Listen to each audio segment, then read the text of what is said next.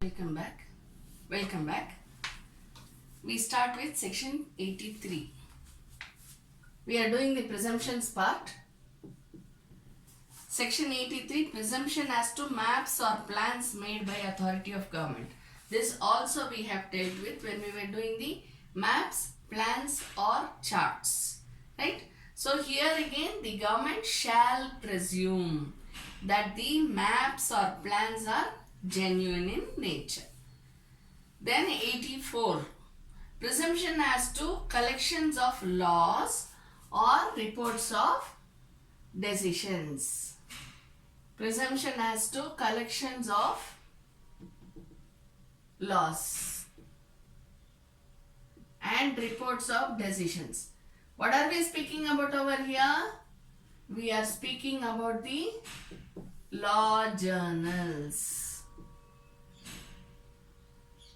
Am I right? Collection, reports of decision comes in law journals. Collection of laws, textbooks, barracks.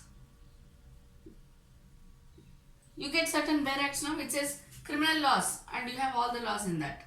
Right? So all these barracks, other acts in individuals, individual act which you get, everything comes under section 84.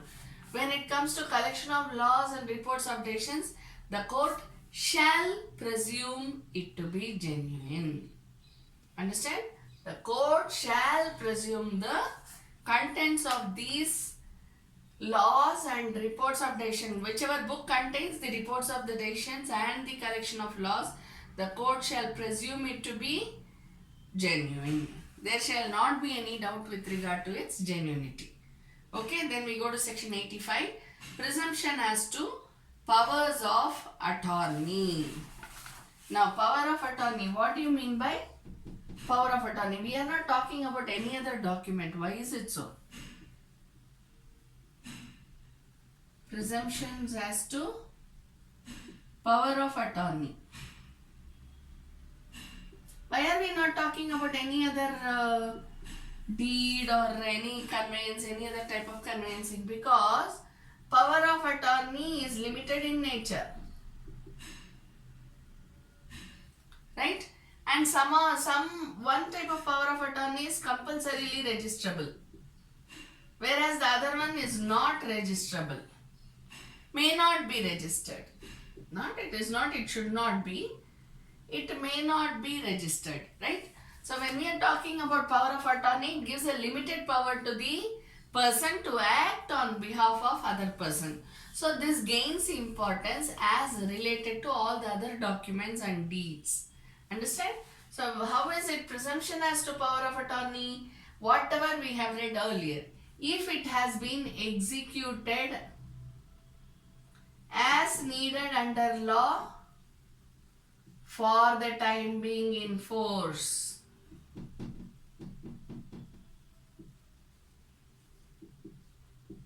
See, if it is executed within India by a person who is residing in India, then there is no need of any other attestation other than however it has to be executed. If it is compulsorily registrable, then it should be registered. Otherwise, it can be just attesting witnesses if they sign on it, that is more than enough. Right? But when it comes to any power of attorney which has been executed in any foreign country, then what is necessary? The seal and sign of the consulate of that particular foreign country is necessary to show that. See, suppose one person, that is the person who is giving the power of attorney to the power of attorney holder. Suppose he is in, say for example, Dubai. Okay. Then when he drafts the power of attorney and he writes all those contents of it, then when he sends it from there, he has to get the signature and seal of the consulate over there, and then it shall be taken as the evidence by the court. But if I say that person is in Dubai, Your Honor, and he has sent this power of attorney, how does the power of attorney? It has it on the stamp paper which is available in India, okay, with the attesting witnesses who are in India, but I am saying that he is in Dubai. Will that be valid? No, unless it is shown that for that particular purpose he has come to India and he is residing in India. Clear? Therefore, this is as regards. So, presumption, if it is duly executed in India, then as per the laws which is in India. But if it is executed in foreign country, then we need the signature. So, whatever it is, however the law needs the power of attorney to be, it should be executed in such manner. Okay? We go on to the next section.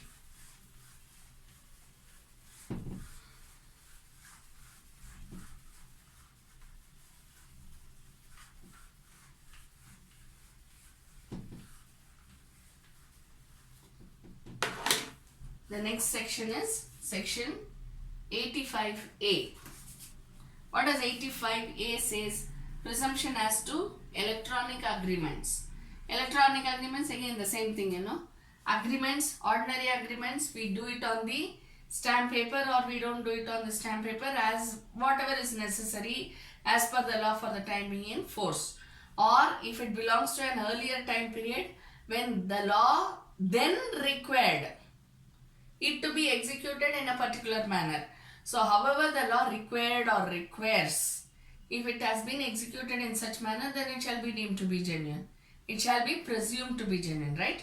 So, the same way when it comes to electronic agreements, they shall be presumed to be true. Understand?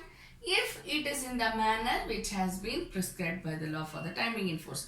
How is it prescribed by the law for the time being in force? Any agreement that we enter into need the signature of the parties, am I right? In that case, how should electronic agreement be? There should be the digital signature. Correct? So, this is what I mean by this. So, presumption as to electronic records. The court shall presume that the electronic agreement which has been produced before it has been duly executed. When I say duly executed, it has been executed as per law. Understand? Then we go on to the next section, 85B. Presumption as to electronic records and digital signatures. Again, this is like a revision, as I already told you. Presumption as to electronic records and digital signature, the court shall presume. Correct? The court shall presume that the electronic record which is placed before it is duly entered into. Yesterday we were doing it, right? The person whose duty it is to do it should do it. Anyone can take printout, that's not a problem. Printing input should be by the person who is authorized to do it. The maintenance should be by the person who is authorized to do it. There should be special knowledge, right? But the printout may be taken even by the office boy, there is nothing wrong in that, or by the person himself. So when there is maintenance of electronic records, similarly when there are many computers in which one particular transaction has been entered into, then all the numerous computers should be treated as one computer system. These are all the things which we have already read. Therefore, this is like a revision, and you say presumption as to electronic record and digital signature, the court shall presume that the electronic record and the digital signature are genuine. Understand? So, the court shall presume. It is not may presume, it is shall presume. Okay? Then next we go to 85C. 85C speaks about presumption as to digital signature certificate. Digital signature certificate. Who gives the digital signature certificate? The certifying authority. We have read it in IPR. Right? So how will it be? Because it belongs to the governmental authority, digital signature certificate shall be presumed to be genuine. When I give a court the digital signature certificate which attests my signature, the court shall presume that the digital signature certificate is genuine. Understand? Next we go to section 86. Presumption as to certified copies of foreign judicial records. Write down please. Section 86. Presumption as to certified copies of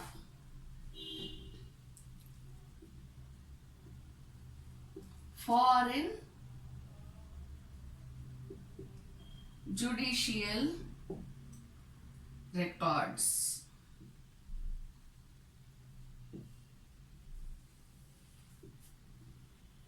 This comes under may presume.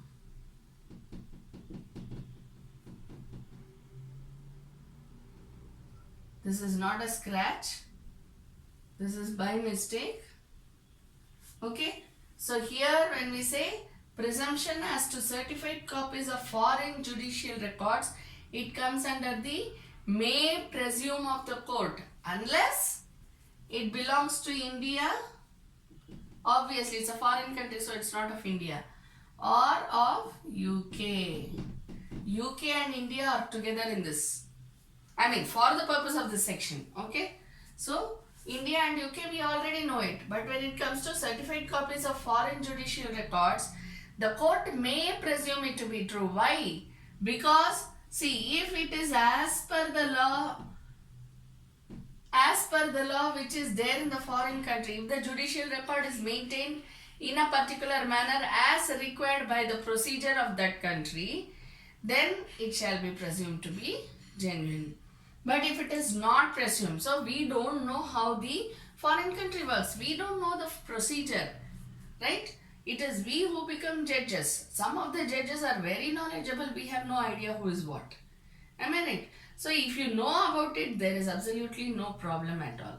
But if we do not know how the procedure of the foreign country is, better not to presume it. So it is on a caution. That's all. So the court may presume that the judicial records are of the foreign country are genuine. May presume. So there is an iota of doubt, which should be proved by the party producing it. Am I right? Because that is the burden of proof. Clear? We go to the next section. Section 87. Now again the same thing. Presumption as to books.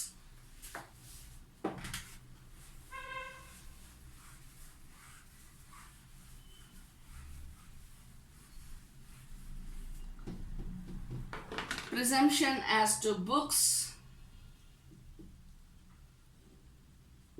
maps, charts. Okay, here we are talking about books, maps, charts. See, earlier we read that maps, charts and plans come under shall presume or may presume. See, when it comes to maps, if it is given by the government authority, then it is a shall presume. But if the party is giving reference to any book or any map or any chart which is not given by the government authority, then the court may presume its genuineness. So this comes under may presume. Why? Because when the party is referring to some book or map or chart, if it has been passed on by the government authority, if it is by the government authority, then it comes by the shall presume. Otherwise, it comes under may presume. Understand? See, for example, we have some textbooks. You have maps, charts, you have maps and charts even in these textbooks. Forget NCERT and all those which are given by the government. Forget all that. If it is written by an individual author, okay, a textbook, suppose it is written by me, a textbook is being written by me. Can the court come, will it come under shall presume? It will not come under shall presume, because why? It is written by an individual. Therefore, it comes under may presume. If there is a map in this textbook, unless I have copied it from the government map, whatever they have given, if I have drawn a map of my own and I say this is India, will it come under shall presume of the court? No. Because it is me who has given the map. Understand? So unless I have copied it from India and I have copied it from the government map which has been distributed, and I prove that I have copied it from that particular source, the court shall not presume that it is genuine. Understand?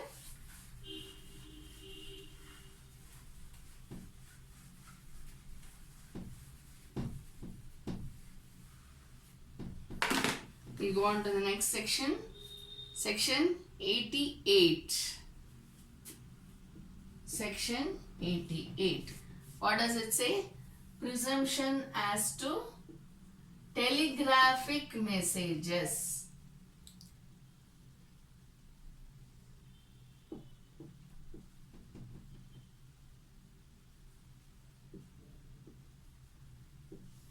There is no capital letters in between, am I right?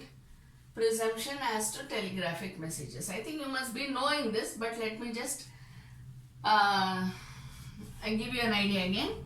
Telegraphic messages, only the source shall be presumed. When I say source, I don't mean the person. It means the place from which the message occurred.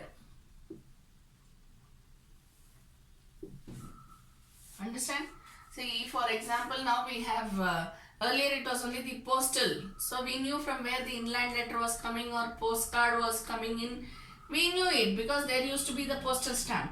So even though there is no signature or name of the person who is sending it, we will look at the postal stamp and say, okay, so it has come in from so and so place. You understand? Now, presumption as to telegraphic messages, the place from where the messages occurred shall be presumed by the court. Understand? The sender shall not be presumed, may be presumed. Understand?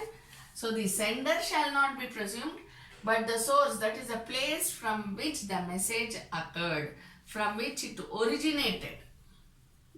Place from which it originated shall be presumed. See, for example, now when I say it is postal, snail mail, that's how we call it nowadays. If it is snail mail, postal, then we know from where, because of the postal stamp available there, right? The seal of the post office and all that. But suppose it is an email, how do we know it? Email, WhatsApp, we have so many things like that nowadays, right? So when it comes to all these things, we look at the IP address. From which computer was the message sent, right? From which phone number, not the phone number, from which type of phone, from which place, where does the phone come from, where is the phone situated, located.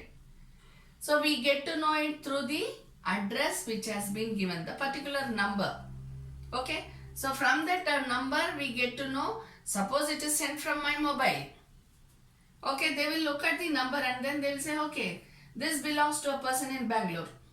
So that is how we know that the message has originated from Bangalore. Same way email, from this particular system. Where is a particular system? Computer system. Again we have to go in search of it and locate it. So when you are talking about telegraphic messages, it is the source, that is the place from where it originated, not the sender, mind you. Just remember that, okay? Because usually what we do is immediately when we say source, only the person comes to mind. So that is not the case over here. We go to the next section, section 88A. That is what I explained now. Presumption as to electronic messages. This is exactly what I explained now.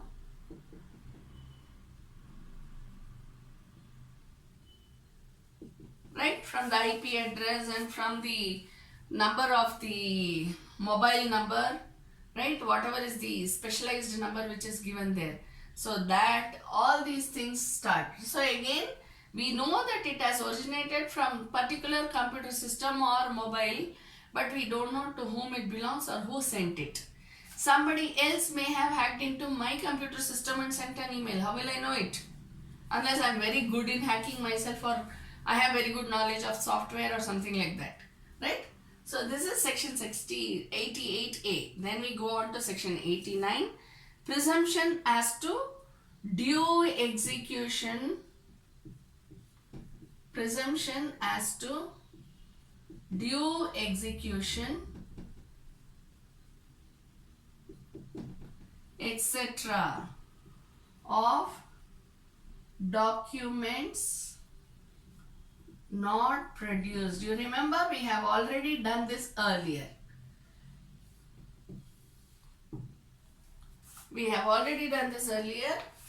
Presumption as to due execution, even though we have no idea. See, if we are producing a certified copy of a document, we don't have the originals. I don't have the originals. So I produce the certified copy, or I just like that I say, sir, this is the Xerox copy, civil CPC. What does it say? Photocopy of the negotiable instrument may be produced. Am I right? So when I give a photocopy to the court and say that, sir, this is the photocopy, I lost the originals, and I file a case on that, then what can I do? I can give oral evidence on it. So what is this? As if due execution means what? It has been duly executed. What do you mean by duly executed? It has been executed by or under any law for the time being in force.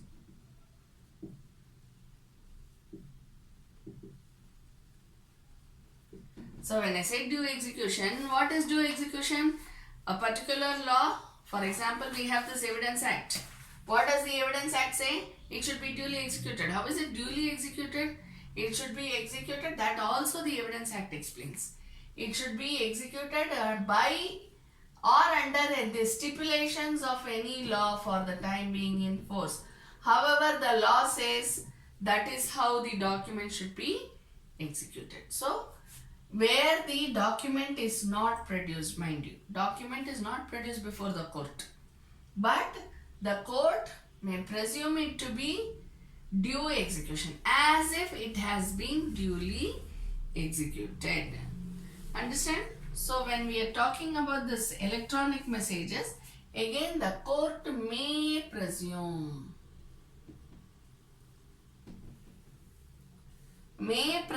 that the document has been duly executed. But if the opposite party comes and says, Your Honor, actually it is not done like that, then the court will have to allow the other person to prove that it was not duly executed.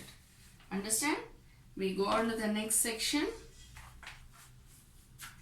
Presumption as to documents 30 years old.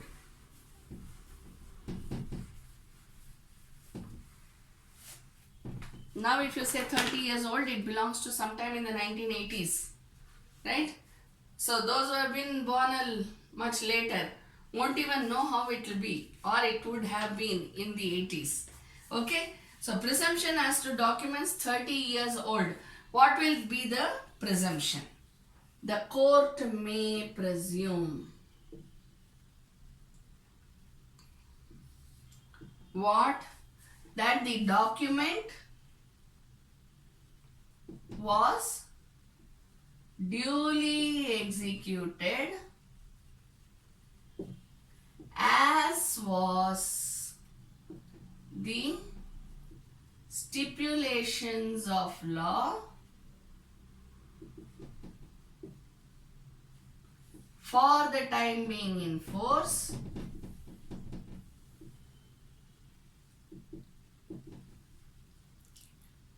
at that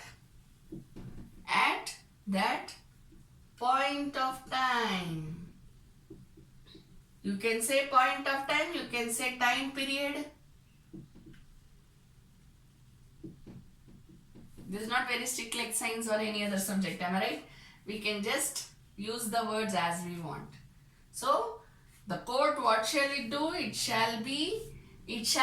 may presume that the document was duly executed as was the stipulations of law for the time being in force at that particular time period. If I am talking about 1980s, which is 30 years back, You should know. You may know, you may not know, but you will have to learn, right? So how you will, because you don't know what happened. See, now if you ask whether it was duly executed in 1959, how will I know what was the law during 1959? I was not even born, right? So that is why we have the may presume. So the party has to prove that it was executed as was needed by the law for the time being in force at that time period. Understand? Then we go on to the next section. Section 90. 90 is what we did now. Presumption as to documents 30 years old. We go on to the next one. That is section 90A. 90A deals with presumption as to electronic records 5 years old.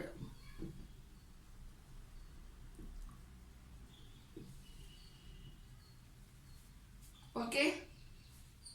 Presumption as to electronic records 5 years old. Why is this only 5 years old? Because computer and its uses have become a rage only recently. Therefore, you have this amended sections which says that as to electronic records 5 years old. Okay.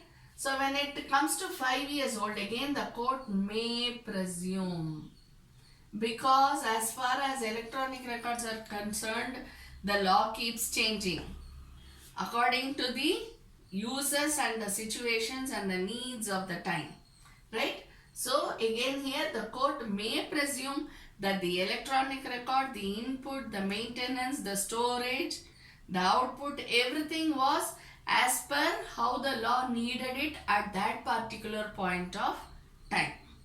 Understand? So here again the court may presume it to be genuine. That means what? There is a benefit of doubt. There is a iota of doubt which needs to be proved by the party producing the electronic record. Okay? Thank you.